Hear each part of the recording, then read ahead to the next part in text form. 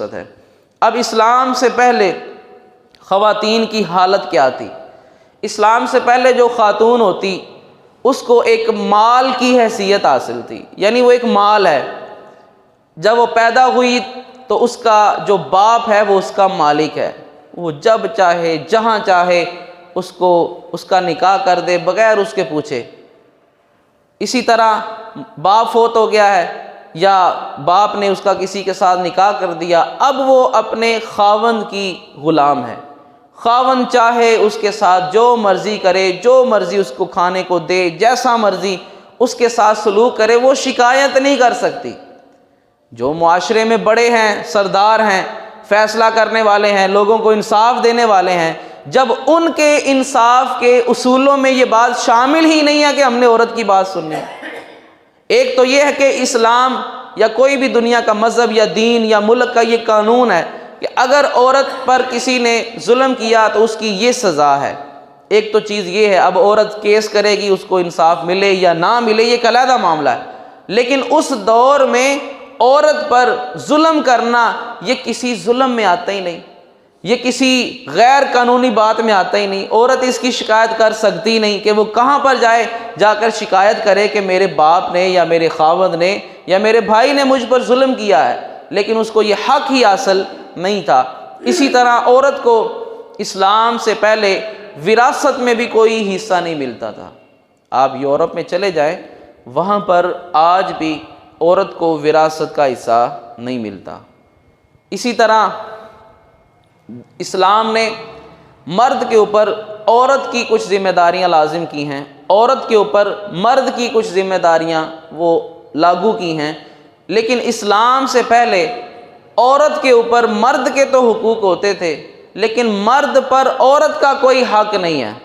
کہ اس سے پوچھو یار تم پر یہ چیز لازم تھی، تم نے اس کا حق اسے کیوں نہیں دیا۔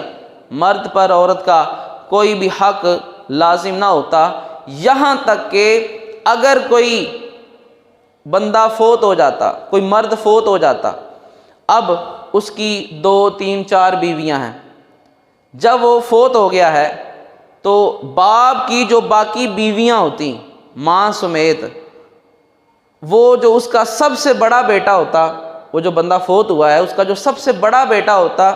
اب وہ ساری کی ساری اس کی ملکیت میں چلی جاتی ہیں، وہ اس کے ساتھ چاہتا جو مرضی سلوک کرتا، حتیٰ کہ لوگ اپنے باپ کی، ایک تو وہ ماں ہے جس سے وہ پیدا ہوئے ہیں، باقی اس کی سوتیلی مائیں ہو گئی، حتیٰ کہ لوگ اپنی سوتیلی ماؤں کے ساتھ نکاح بھی کر لیتے تھے،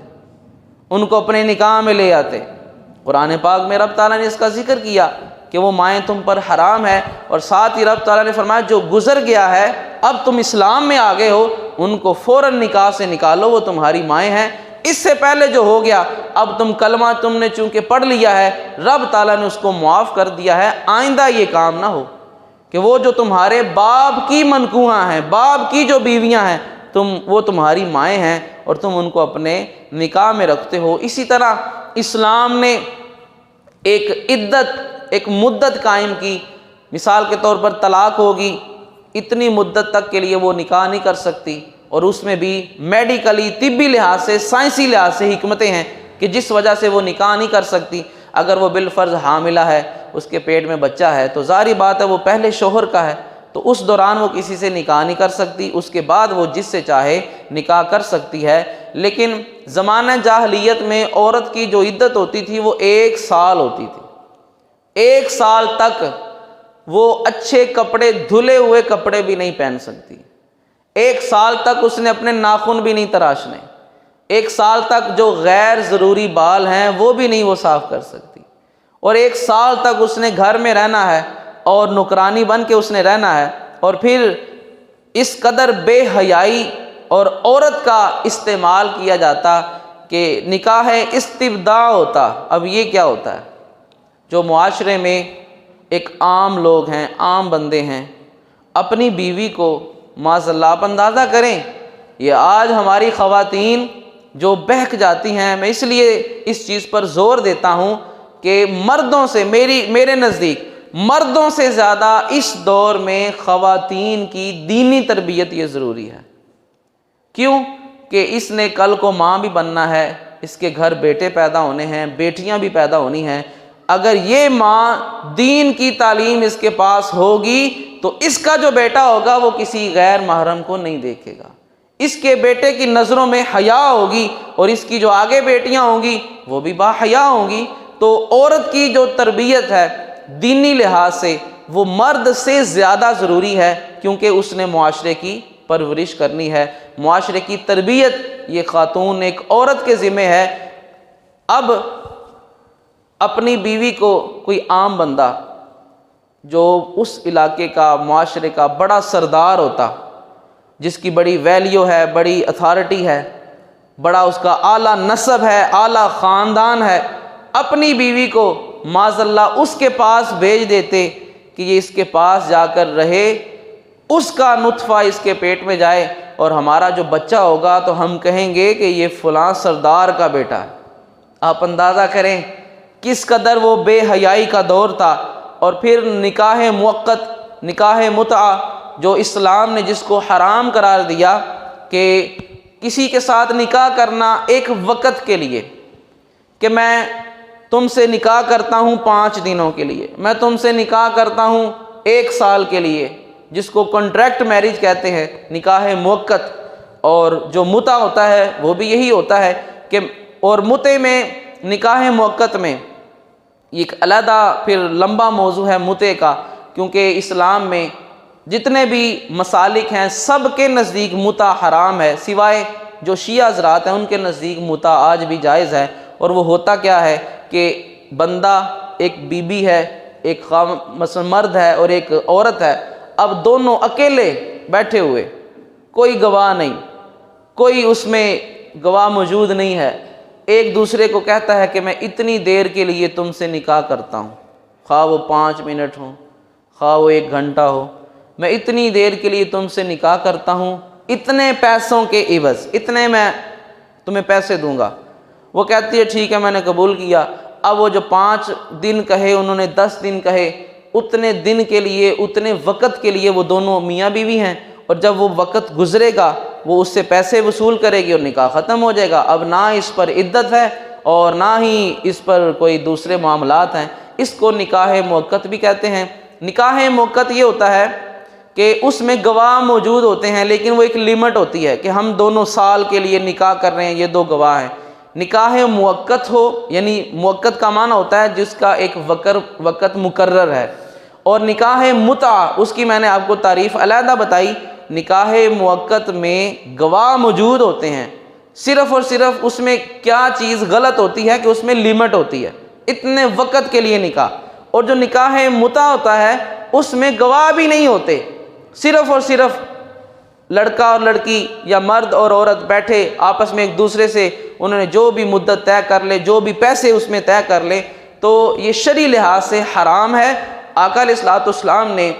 اس کو خیبر کے موقع پر حضور نے حرام قرار دیا، اور جو اہل بیت عظام ہیں، حتیٰ کہ اہل تشیع ان کی جو کتابیں ہیں، الاستبصار کا بھی حوالہ ہے کہ اس میں بھی وہی روایت ہے جو بالکل صحیح مسلم کی روایت ہے کہ آقا علیہ الصلوۃ والسلام نے خیبر والے دن نکاح متعہ کو بھی حرام قرار دیا اور گدھے کے گوشت کو بھی حرام قرار دیا، لہٰذا اب اس کا اسلام سے کوئی تعلق نہیں ہے۔ تو یہ ان میں معاملات بھی چلا کرتے تھے۔ اسی طرح نکاح شغار۔ اب نکاح شغار کیا ہے؟ ایک بندہ دوسرے بندے سے یہ کہتا کہ تمہاری بہن یا بیٹی سے تم اپنا اس کا نکاح مجھ سے کروا دو، اور میں اپنی بہن یا بیٹی کا نکاح تم سے کروا دیتا ہوں، اس کے بدلے میں کوئی حق مہر نہیں ہے، یعنی تمہاری بیٹی یا بہن سے جو میرا نکاح ہوگا اس کا حق مہر یہ ہے کہ میری بیٹی یا بہن اس کا نکاح میں تم سے کر دوں گا۔ اس کو نکاح شغار کہتے ہیں، یہ بھی اسلام میں حرام ہے۔ اور یہاں پر بعض لوگوں کو یہ غلط فہمی ہوئی کہ جس طرح جس کو ہم عام ہمارے معاشرے میں وٹا سٹا کہتے ہیں، یعنی 2 مرد ہیں، ایک کے گھر اس کی بہن ہے، اس کے گھر اس کی بہن ہے، تو یہ نکاح شغار اس دور میں اس نیت سے ہوتا کہ حق مہر کوئی نہیں ہوگا، اس نکاح کا جو حق مہر ہے وہ دوسرا نکاح ہے، تو یہ شریعت میں حرام ہے۔ ورنہ آج عام روٹین میں ہمارے معاشرے میں ایسے نکاح ہوتے ہیں لیکن اس میں یہ ایک نکاح کے بدلے میں دوسرا نکاح حق مہر نہیں ہوتا۔ ایک نکاح جب ہوتا ہے اس کا حق مہر مقرر کیا جاتا ہے،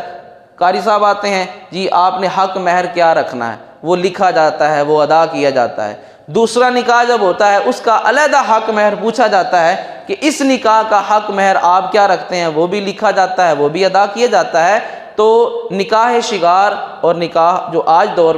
کے دور میں ہوتا ہے ایک دوسرے کی طرف، اس میں یہ فرق ہے، اور بعض لوگ اس کو صحیح طرح سے سمجھے نہیں، اور کچھ لوگ کہہ دیتے ہیں کہ یہ نکاح جائز نہیں ہے، حالانکہ نکاح شگار اس کی صورت میں نے آپ کے سامنے بیان کر دی۔ اب اور پھر سب سے بڑھ کر اب یہ ساری بے حیائی والے کام عورت کے ساتھ ہوتے، اور پھر رہی صحیح کسر یہ ہوتی کہ وہ بھی اس کے ساتھ ہوتے جو بچ جاتی، جو بڑی ہو جاتی، جو جوان ہو جاتی، ورنہ ان کے ہاں تو عادت یہ تھی کہ جب بچی پیدا ہوتی اس کو پیدا ہوتے ہی زندہ دفن کر دیا جاتا،